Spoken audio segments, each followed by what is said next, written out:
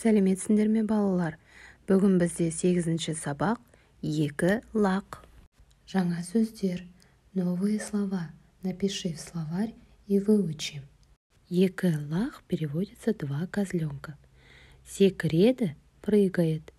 Еркелеу, ласкаться. Ойнайды, играет. Сүзісу, бодаться. Бірінші тапсырма. Тыңда, сұраққа жауап бер. Послушай, ответь на вопрос. Шөре-шөре, лағым, тентек болма шырағым. Секектеме, деміңді ал, селтең демей құлағың. В стихотворении говорится о козленке. Шөре-шөре, так зовут козленка. Когда зовут к себе, говорят шөре-шөре. В стихотворении говорится, чтобы он не был непослушным, не прыгал и отдохнул. А теперь давайте ответим на вопрос. Өлеңдегі лақтың мінезі қандай? Мінез — это характер.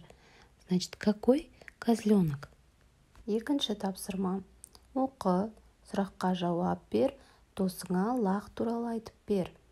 Прочитай, ответь на вопрос и расскажи другу про козленка.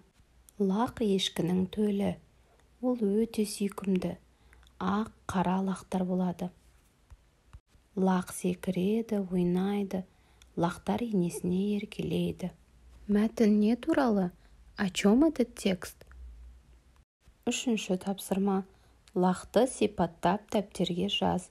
Опиши козленка письменно. Мысалы, например, первый столбик. Лақ қандай? Какой козленок? Сүйкімді. Лақ не істейді? Второй столбик спрашивает у вас, что делает козленок.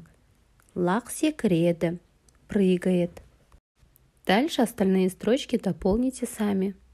Төртінші тапсырма. Суретке қара, мәтін құрастырып айт. 2 лақ. Посмотри на картинки и составь текст. Расскажи. 2 козленка. Тірек сөздер – это опорные слова. Ключевые слова, которые мы должны использовать в своем тексте. Кездесті, встретил.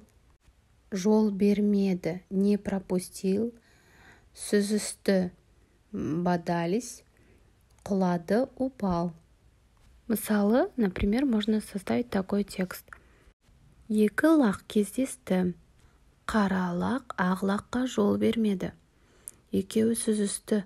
Соңында суға құлап кетті. Осымен біздің сабағымыз аяқталды. Келесі сабақта кездескенше сау бол.